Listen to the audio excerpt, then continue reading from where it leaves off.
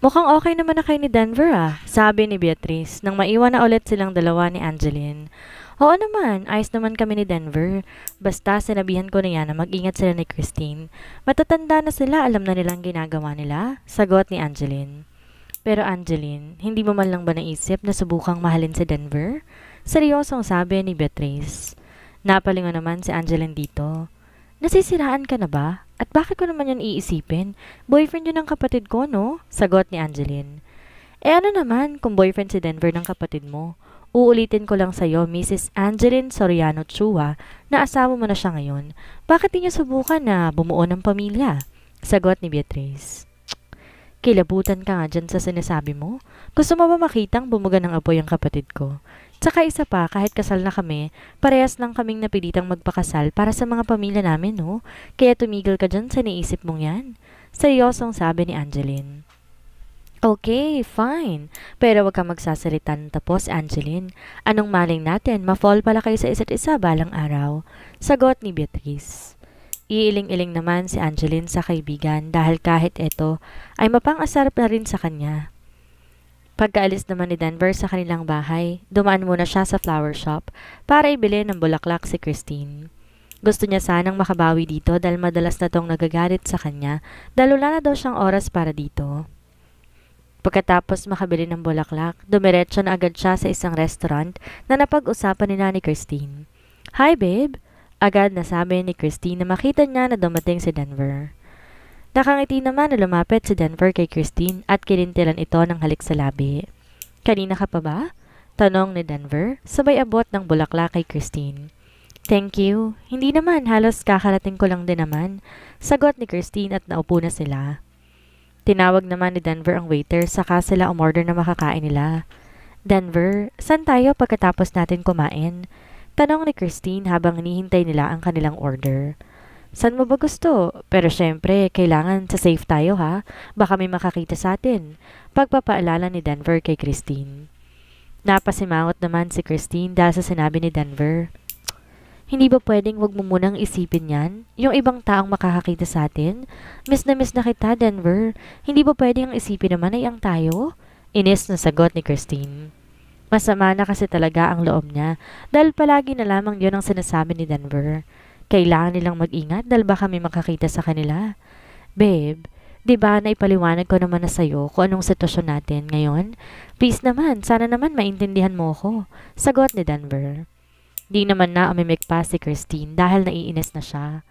Dumating na rin naman ang in-order nila at nagsimula na rin silang kumain. Tahimik lang silang dalawa na kumain at wala ni isa man sa kanila ang nagsalita. Ramdam naman ni Denver na naiinis na naman si Christine. Kaya, pinili na lamang niyang manahimik para hindi na ito mainis pa. Gusto lang naman kasi niyang maging maingat sila dahil baka nga may ibang taong makakita sa kanila at baka malaman pa na magulang niya. Hanggang sa natapos na lamang silang kumain at nagpa siyang lumabas ng restaurant. San tayo? Tanong ni Denver. Di naman umimik si Christine bakos naglakad ito papunta sa gawin ng sasakyan ni Denver. Sumunod naman si Denver dito. At nang tumapat ito sa backseat ng sasakyan ni Denver, napatingin siya kay Christine. Diyan mo ba gustong maupo? Tanong ni Denver dahil nagtataka siya rito at madalas naman sa tabi to ng driver seat na upo. Just open, sagot ni Christine. Pinagbuksan naman ni Denver ng pinto ng sasakyan si Christine. Agad namang sumakay si Christine. Sigurado ka ba na dyan ka? Hindi na ituloy ni Denver ang sasabihin niya nang hilahin siya ni Christine sa loob ng sasakyan at isinara yon. Ouch! Ano bang ginagawa mo, Christine? Tanong ni Denver, nahawak-hawak ang kanyang ulo dahil nauntog siya sa pagkakahila ni Christine sa kanya. Diba ang sabi mo, dapat safe tayo sa pupuntahan natin? Eh di dito tayo sa likod ng sasakyan mo. Walang ibang makakakita sa atin dito. Sagot ni Christine sabay hila na ulit kay Denver pahiga doon. Gulat na gulat naman si Denver dahil sa ginawa ni Christine. Babe, ano bang... Di na naman na ituloy ni Denver ang sasabihin niya nang halikan na siya ni Christine at pumaibabaw pa ito sa kanya. Ang simpleng paghalik ni Christine ay naging mapusok.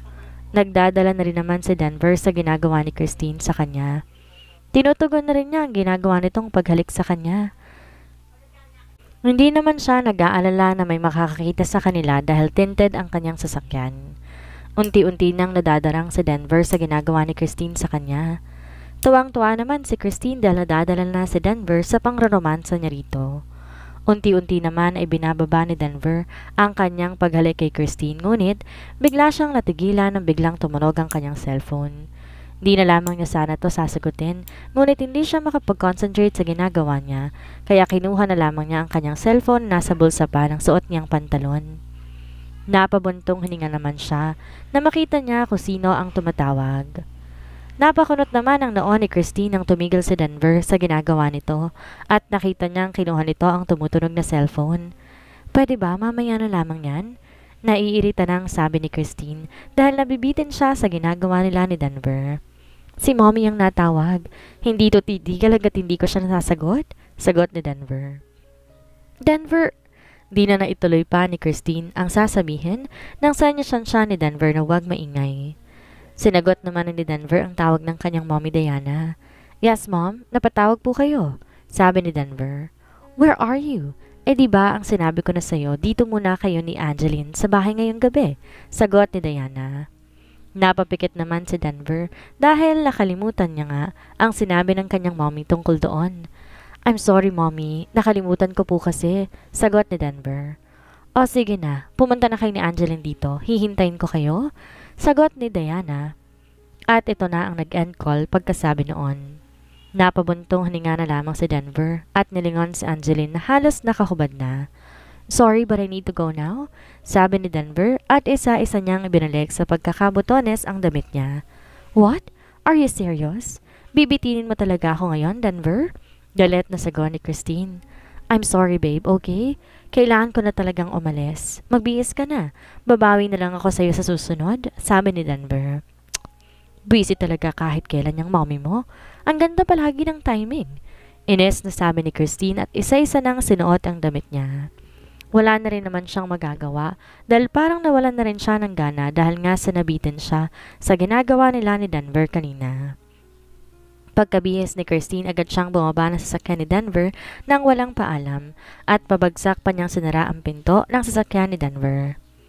Napapailing na lamang si Denver dahil sa totoo lang nakalimot din siya kanina at kung di pa tumawag ang mommy niya baka may nangyari na sa kanila ni Christine. Nang matanaw niya nakaalis na ang sasakyan ni Christine, umalis na rin siya doon at umuwi na. Oh, nandito ka na kaagad? Ang bilis na naman yata. Nagtatakang tanong ni Angeline kay Denver dahil wala patatang 3 oras na nakakalipas nang umalis ito. Nakalimutan ko palang sabihin sa'yo na doon tayo pinapatulog ni mommy ngayon sa bahay namin. Sabi ni Denver. Tumangutang lang naman si Angeline dito. Okay, sige. Aayusin ko muna mga dadalhin natin, sagot ni Angeline. At nauna na tong umakyat papunta sa kwarto nila.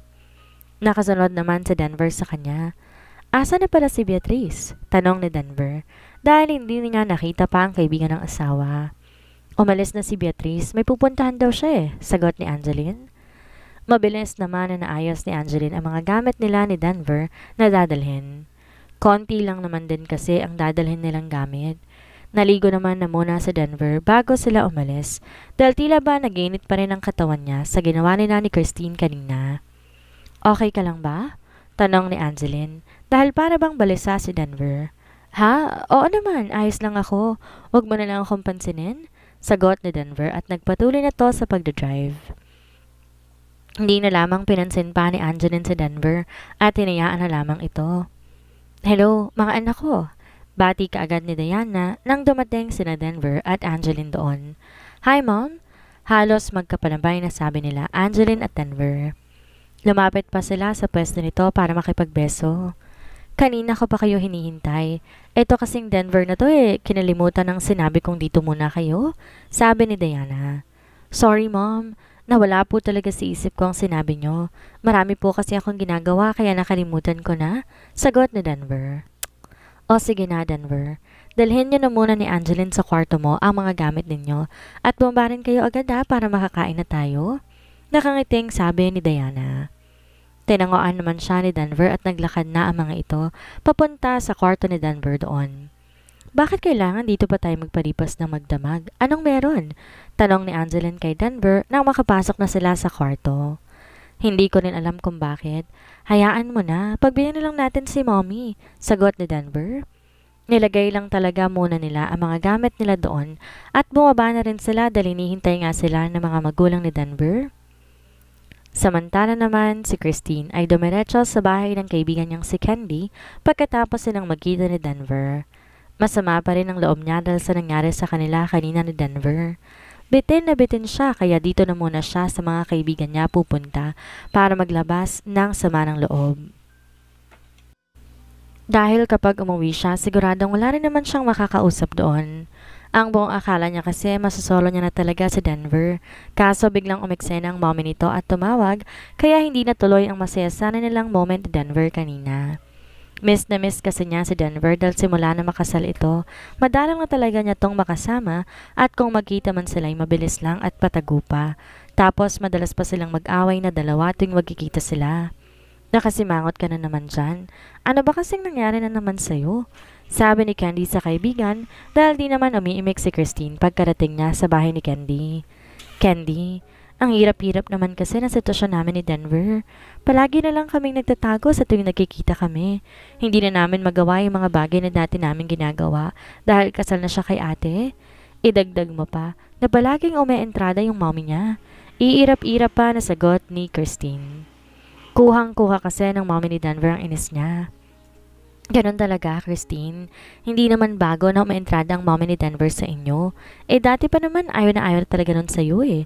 Bakit hindi mo na lang subukan na maghanap ng iba? Yung walang sabit? Suggestion ni Candy.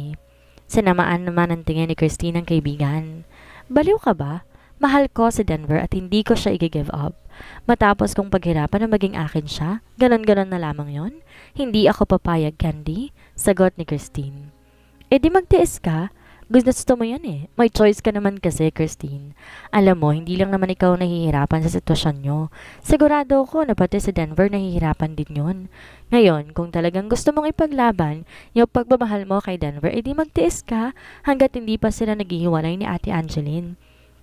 Intindihin mo siya palagi dahil sa ngayon, kabit ka na muna ni Denver. Sagot ni Candy. Bumuntong hininga naman si Christine dahil sa sinabi ng kanyang kaibigan. Totoo naman kasi ang sinabi nito. May choice naman siya eh. Pero mahal niya kasi talaga si Denver at hindi niya na kayang mawala to sa kanya. Kinabukasan, maagang nagising sina Angeline at Denver dahil sa party na ngayon ng mommy ni Denver. Malaki ang bakuran ng bahay ng magulang ni Denver at doon na rin idinaos ang party ni Diana. Mamayang gabi pa naman ang party para maaga silang nagising dahil may mga aga kasing darating ng mga bisita at sila munang haharap sa mga ito. Nang malapit ng maghapon, nagpaalam muna sina Denver at Angeline sa mga bisita dahil kailangan din nilang mag-ayos ng kanilang sarili. Grabe, mamayang gabi pa ang party pero grabe ng daming bisita ng mommy mo. Sabi ni Angeline kay Denver habang papunta sila sa kanilang kwarto. Ganon talaga si mommy, masanay ka na lang. Kapag nagpapaparty talaga yan, napakaraming bisita. Sagot ni Denver dahil nasanay na talaga siya sa mommy niya na kung magpaparty ay marami talaga ang bisita. Tamango-tango naman si Angeline dahil sa sinabi ni Denver. Mauna ka ng maligo, ihahanda ka na muna mga gagamitin natin. Sabi ni Angeline kay Denver na makapasok sila sa loob ng kwarto nila. Agad naman na sumunod si Denver sa sinabi ni Angeline. Inihanda naman na muna ni Angeline ang mga gagamitin nilang mag-asawa. Pwede naman sana silang kumuha ng taong maghahanda at mag-aayos sa kanila pero mas pinili nilang wag na lamang at kaya naman nila. At isa pa hindi sanay si Angeline na inaayusan siya. Mas okay na sa kanyang simpleng makeup lamang at kaya na niya yung gawin. Maya-maya ay natapos naman na ni Denver maligo at sumunod naman na si Angeline. Kanya-kaya naman sila ni Denver ng pag-iintindi sa sarili nila. Nang matapos mag-ayos si Angeline ng kanyang sarili, tumayo na siya at handa na sana silang lumabas ni Denver. Ngunit napansin niya na tabingi ang necktie ni Denver. Wait lang, hindi ayos ang necktie mo? Sabi ni Angeline at lumapit na siya kay Denver nang hindi man lamang tinitingnan ang mukha nito. Agad niyang inayos ang nakatabinging necktie ni Denver. Natigilan naman si Denver sa biglaang paglapit sa kanya ni Angeline. Natulala pa siya kay Angeline dahil napakalapit ng mukha nito sa kanya at ngayon lang niya napansin ang ayos ni Angeline. Ayan, ayos na. Sabi ni Angeline, ngunit nagulat siya nang pagtingin niya kay Denver ay nakatitig to sa kanya. Bigla naman siyang nahiya dahil sa paraan ng pagtitig sa kanya ni Denver. Denver, tara na? Pangaaya ni Angeline kay Denver. Bigla namang bumalik sa huwisyo si Denver at napapailing na lamang siya. Sige, tara na. Kanda o talpa na sagot ni Denver. Para kasing bigla siyang nablangko nang matitigan niya si Angeline ng malapitan. Well, hindi naman nakapagtataka yun dahil maganda naman talaga si Angeline. Mas lalo pa tong gumanda dahil sa light makeup ang pagkakamakeup sa kanya na talaga namang bumagay sa kanya. Humawak naman si Angeline sa braso ni Denver at sabay na silang lumabas doon. Pagkababa naman ni na Denver at Angeline, sumalubong na sa kanila ang napakaraming bisita ng mommy ni Denver. Nahihiya naman si Angeline dahil hindi naman siya sanay sa mga ganitong party. At isa pa, hindi naman niya kilala ang mga bisita doon. Bakit? Tanong ni Denver kay Angeline nang humigpit ang pagkakakapit ni Angeline sa braso niya. Ha? Wala naman. Hindi lang ako sanay sa ganitong mga party. Kanda-utal na sagot ni Angeline. Tumangutango naman si Denver. Don't worry, hindi kita iiwan sa party, sagot ni Denver. Nakahinga naman na maluwag si Angeline dahil hindi naman talaga siya sanay sa party at isa pa hindi naman kilala ang mga bisita doon. Naglakad pa sila papunta sa harapan ng stage at doon naupo. Di naman iniwan ni Denver si Angeline na mag-ikot-ikot sila doon. Hanggang magsimula na ang party, inaya ni Angeline si Denver at humarap sa mga bisita ng mommy niya. Pinagbigyan naman to ni Angeline dahil nakakaya naman kung hindi niya nga ito sasamahan. Maya-maya pa ay nakatanaw naman sila ni Diana kaya lumapit na sila sa pwesto nito. Hindi pa kasi sila nakakalapit dito simula kanina dahil marami tong hinarap ng mga bisita. Happy birthday, Mom! Bati ni Denver sa kanyang ina. Happy birthday po, Mommy Diana! Bati rin ni Angeline sa mommy ni Denver. Oh, thank you, Denver and Angeline. Sagot ni Diana at hinalikan pa ng mga ito sa pisngi. Kamusta? Nag-enjoy ba naman kayo? Tanong pa ni Diana. Yes, Mom. Tsaka kayo po dapat na mag-enjoy ngayon dahil birthday party niyo po ito. Sagot ni Denver. Napangiti naman si Diana sa kanyang anak. Napakabait talaga ng anak ko. Wala na talaga akong mahihiling pa. Ay, meron pa pala. Isa na lang talaga ang wish ko ngayong birthday ko at yon ay ang mabigyan niyo ako ng apo ni Angeline. Nakangiting sagot ni Diana. Mom, saway ni Denver sa kanyang ina dahil marami ang nakakarinig dito. Why? Sa'yo ang wish ko eh. Wala namang masama doon, lalo na't may asawa ka na. Sagot ni Diana. Iiling-iling naman si Denver dahil sa hindi maawat ang kanyang mommy sa pagsasalita nito. Napayuko naman si Angeline dahil tila ba bigla siyang nahiya sa sinasabi ng mommy Diana niya. Ramdam niyang namumula na ang mukha niya sa hiya. Buti na lamang at gabi na ngayon at hindi ito napapansin ng mga naroon. Nang di na umamik sila Denver at Angeline, may sinenyasan na waiter si Diana. Agad naman tong lumapit at kinuha ni Diana ang 2 wine glass na may lamang daladala ng waiter. Here, Angeline, sabi ni Diana. Sabay abot kay Angeline ng isang wine glass na kinuha wala sa waiter. Tinanggap naman to ni Angeline. Eto naman sa'yo, Denver. Baling ni Diana sa kanyang anak at iniabot na rin niya ang isa pang wine glass dito. Cheers! Happy birthday to me! Nakangiting sabi pa ni Diana at nakipag-toast pa kila Angeline at Denver. Happy birthday, Mom! Halos sabay pa nila ni Denver at Angeline. At nakipag-toast na din sila kay Diana. Inumin nyo na yan, sabi ni Diana sa dalawa at kulang na lang siya na ang magpainom sa mga ito. Dahil inawakan pa niya ang kamay ng mga ito at inilapit pa sa bibig nila ang mga wine. Wala namang nagawa sina Denver at Angeline kung hindi ang inumin iyon. Ngunit parang nagtataka sila sa kilos ng mommy ni Denver. Ininom na lamang nila yon para tumigil na sa pangungulit sa kanila. Napangisi naman si Diana na makita niyang ininom na nila Denver at Angeline ang wine na ibinigay niya. Sinadya niya na ipaubos kay Angeline ang laman noon. O sige na, dyan na muna kayo ha. Iikot muna ako sa mga besita ko. Enjoy the night, Denver and Angeline. Bigyan niyo ako ng apo ngayong gabi ha, sabi ni Diana at kinindatan pa niya ang dalawa sabay talikod. Naiwan naman na nagtataka sina Denver at Angeline dahil sa ikinikilos ng mommy ni Denver. Ano nangyari sa mommy mo? Tanong ni Angeline kay Denver. Nagkibit balikat naman si Denver. I don't know. Parang may something kay mom. Pansin mo ba? Sagot ni Denver. Oo nga eh, parang may iba sa kilos niya. Parang bigla siya naging weird. Sagot ni Angeline. Nagkatingin na naman silang dalawa at hilaw na lamang na natawa. Hayaan na nga natin si mom. Birthday naman niya, baka tinawaan na ng wine na iniinom niya. Sabi ni Denver. Siguro nga, sagot ni Angeline. Let's go, dito naman tayo. Pag-aaya ni Denver kay Angeline. Agad namang kumapit si Angeline sa braso ni Denver. Nag-ikot-ikot pa ron sila Denver at Angeline. Pinakilala naman ni Denver si Angeline sa ilang mga bisitang naroroon. Magilaw naman din nilang pinakikiharapan ng mga bisita ng mommy ni Denver. Maya-maya pa'y parang nag-iba na ang pakiramdam ni Angeline dahil para bang naiinitan siya at parang gusto niyang maghubad kaya hindi siya mapakali. Agad naman na napansin ni Denver na parang hindi mapakali si Angeline. Are you okay? Tanong na ni Denver kay Angeline. Ang init? Ha? Ano kasi parang kandaotal na sagot ni Angeline at nag-iiba na ang boses niya na tila ba na ungol. Nagtataka naman na tiningnan ni Denver si Angeline. Gusto mo bang magpahinga na muna sa kwarto? Tanong ni Denver kay Angeline dahil parang ang boses nito ay nahihirapan na ewan. Sige, mas mabuti nga siguro doon na muna ako. Nahihirapang sagot ni Angeline dahil tila ba lalo nag-iinit ang buo niyang katawan. Nagtataka naman lalo si Denver kay Angeline kaya inhatid niya na muna ito sa kanyang kwarto dahil baka masama lamang ang pakiramdam nito. Are you sure na okay lang na iwan kita dito? Tanong ni Denver kay Angeline nang makarating sila sa loob ng kanilang kwarto. Yes, okay lang ako dito, sagot ni Angeline na parang lalo pang nagiinit ang katawan niya at ang pagsalita niya ay nagiging paungol na rin. Napakunot naman ang noon ni Denver dahil sa paraan ng pagsasalita ni Angeline. Napapailing siya at akma na sana siyang lalabas ng kwarto pero nagulat siya nang makita niya ang ginagawa ni Angeline. What are you doing, Angeline?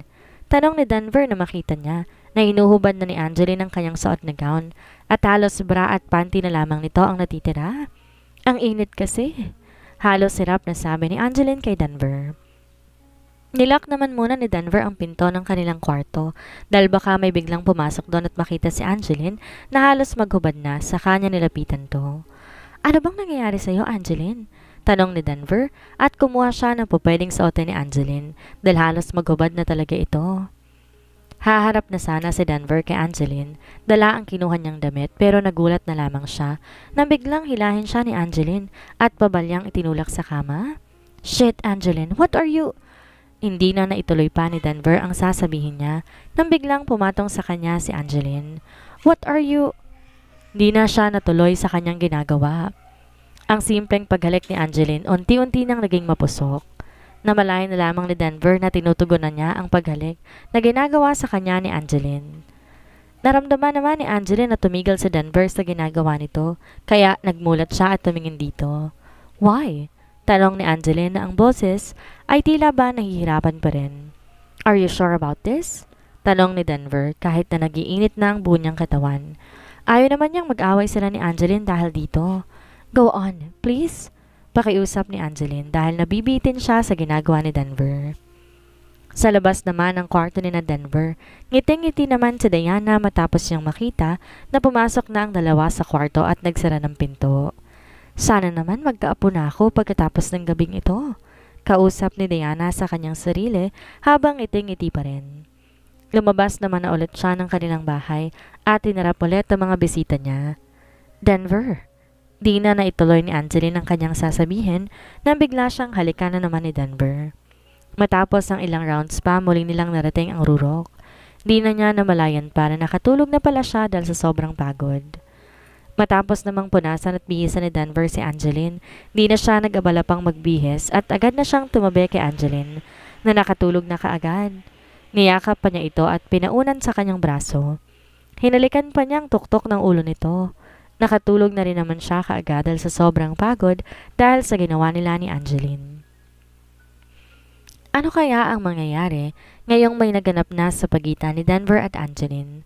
Dahil kaya dito ay mahulog ang loob nila sa isa't isa? At ano ang gagawin ni Angeline kapag nalaman niya ang nagawa nila ni Denver? Yan ang ating aalamin sa susunod nating kabanata.